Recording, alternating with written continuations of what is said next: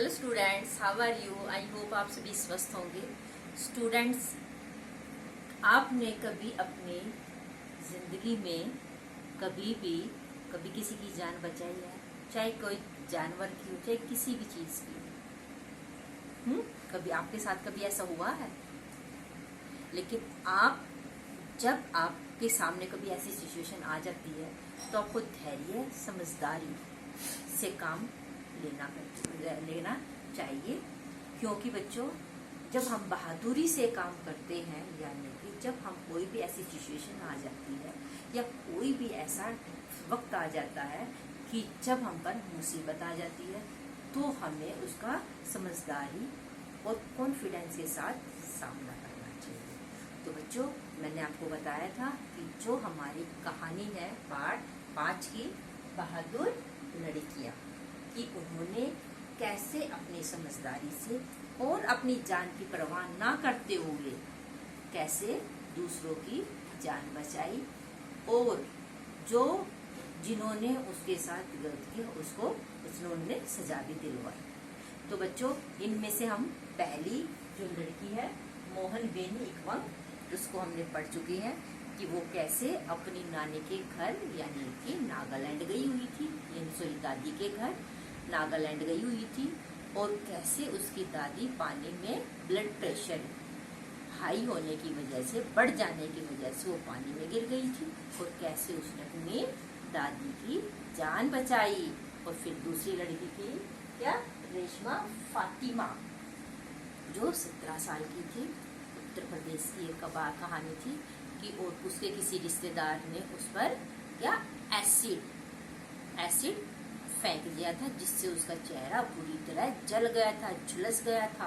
फिर भी उसने हिम्मत ना हारते हुए उसकी पुलिस स्टेशन में उसकी रिपोर्ट दर्ज कराई, और फिर बहुत जल्दी ही उस पर एसिड अटैक यानी कि एसिड फेंकने वाला वो व्यक्ति बहुत जल्दी पकड़ा गया। तो जब हम समझदारी से काम लेते हैं तो वो तो देखो हम सफल होते ही हैं, साथ ही साथ अगर किसी की जान भी बचती है तो देखो ये हमारे देश के लिए, मानवता के लिए, इंसानियत के लिए बहुत बड़ी बात होती है। तो बच्चों, इन्हीं बच्चों को सम्मानित करने के लिए प्रति वर्ष गणतंत्र दिवस के अवसर पर इनको सम्मानित किया जाता है, इनको मेडल दिए जाते हैं, इनको सर्टिफिकेट दिया जाता और धनराशि देते हैं। तो आज जो हम करेंगे, हमारी जो तीसरी है रिया चौधरी, इसको भी 2014 में गणतंत्र दिवस के अवसर पर सम्मानित किया गया था। ठीक है बच्चों, तो आज हम पढ़ते हैं कि रिया चौधरी ने कैसे अपनी समझदारी से उसने कैसे या कौन सा बहादुरी का कार्य किया। तो बच्चों, ये है हमारा पार्ट 5, बहादुर लड़कियां। ठीक है, ये देखो गणतंत्र दिवस के अवसर पर इनको मेडल दिया जाता है, सर्टिफिकेट दिया जाता है और धनराशि देते हैं। ठीक है, तो हम मोहन बेनी इकवंग, ये छोटी देखो कितनी छोटी है, इसने अपनी दादी की जान बचाई। और ये रेशमा फातिमा, जो केवल 17 साल की थी और ट्यूशन जा रही थी, और कैसे उसके रिश्तेदार ने उसे बंदूक दिखाकर अगवा कर लिया था। ठीक है, लेकिन देखो इसने हिम्मत ना हारते हुए एसिड, मतलब जो एसिड होता है बच्चों, जो चेहरे को जला देता है, हमारी स्किन को जला देता बुरी तरह, एकदम डलते ही, लिक्विड की तरह होता है, मतलब पानी की तरह होता है, वो जला देता है। और लेकिन फिर भी वह बिना घबराए पुलिस स्टेशन पहुंची और उस व्यक्ति को पकड़ लिया गया। और ये है रिया चौधरी। रिया चौधरी ने, आज हम करेंगे यहीं से स्टार्ट, रिया चौधरी से। रिया चौधरी ने अपने पिता को बचाने के लिए अपनी जान दे दी। अपने पिता को बचाने के लिए इसने अपनी जान दे दी। 10 मई 2014 को कुछ लोग जबरदस्ती रिया के घर में घुसकर परिवार के सभी सदस्यों को परेशान करने लगे। ऐसा करते हुए एक हमलावर ने उसके पिता को निशाना साधकर गोली मारने की कोशिश की। यानी कि जो हमलावर थे उन्होंने उसके पिता पर क्या बंदूक से निशाना लगाने की कोशिश की। रिया बीच में आ गई और गोली उसे लग गई।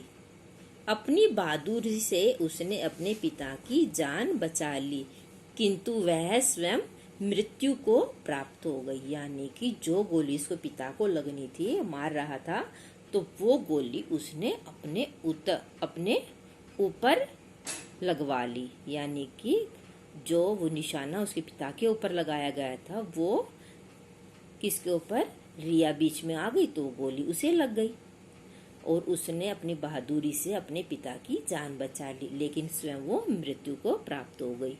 ये देखो, ये उसकी मम्मी है और ये लड़की है, ये फोटो में है ना, ये देखो कितनी छोटी है।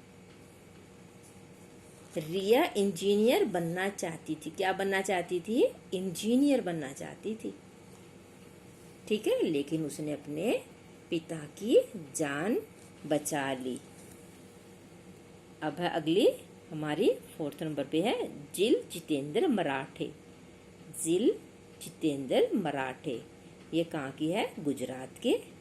जिल जितेंद्र मराठे गुजरात के वडोदरा की रहने वाली है। कहाँ के? वडोदरा की। उसने 20 फरवरी 2014 को बस दुर्घटना में कुछ बच्चों को उस समय बचाया था जब वे शिवराजपुर पिकनिक के लिए जा रहे थे। यानी कि वे सभी पिकनिक के लिए जा रहे थे और बस का एक्सीडेंट हो गया। ठीक है, तो उस बच्चे ने अपने जो साथी थे बच्चों को, उनको बचाया। बस दुर्घटना में कुछ बच्चों को उस समय बचाया था जब वे शिवराज पिकनिक के लिए जा रहे थे।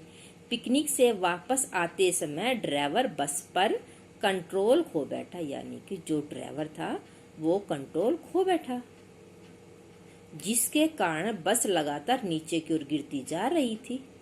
बच्चे अपनी अपनी सीटों से गिरते जा रहे थे। किसी तरह जिल जितेंद्र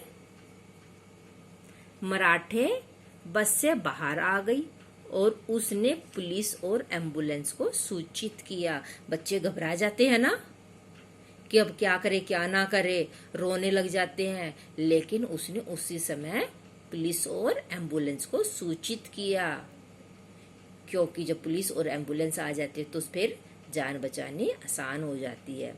तब तक उसने स्वयं कुछ बच्चों को जान बचाने की कोशिश की। जब तक पुलिस आई और एम्बुलेंस, उसने खुद उन बच्चों को बस में से निकालने की कोशिश की। ये सच्ची घटनाएं बच्चों, ये सभी सच्ची घटनाएं हैं।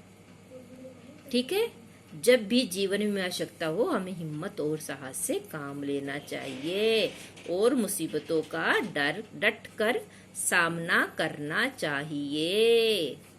तो बच्चों, आपको ये सच्ची कहानी घटनाएं कैसी लगी? तो आपको भी हिम्मत और साहस से काम लेना चाहिए। मुसीबत में रोने की बजाय उसका सामना करना चाहिए। ठीक है बच्चों, तो ये कहानी आपको कैसी लगी? ये सच्ची घटनाएं पार्ट 5 है। ठीक है बच्चों, कल हम इसके करेंगे नए शब्द और शब्दार्थ। तो ऐसी कहानी हमें साहस और धैर्य से हर समस्या का समाधान या सामना करने का प्रेरणा देती है। ठीक है बच्चों, और हमें सीख भी देती है ना। यही सीख है ना, साहस और धैर्य से हर समस्या का समाधान किया जा सकता है। इसलिए मुसीबत के समय हमें हिम्मत और धैर्य, निडरता और आत्मविश्वास से काम लेना चाहिए। तो बच्चों, आज हमने अपने बहादुर लड़कियां पार्ट 5 किया है और कितनी प्रेरणादायक ये कहानियां हैं और ये सच्ची घटनाएं हैं। ठीक है बच्चों, आज के लिए इतना ही। अपना ध्यान रखिए। Thank you and have a nice day.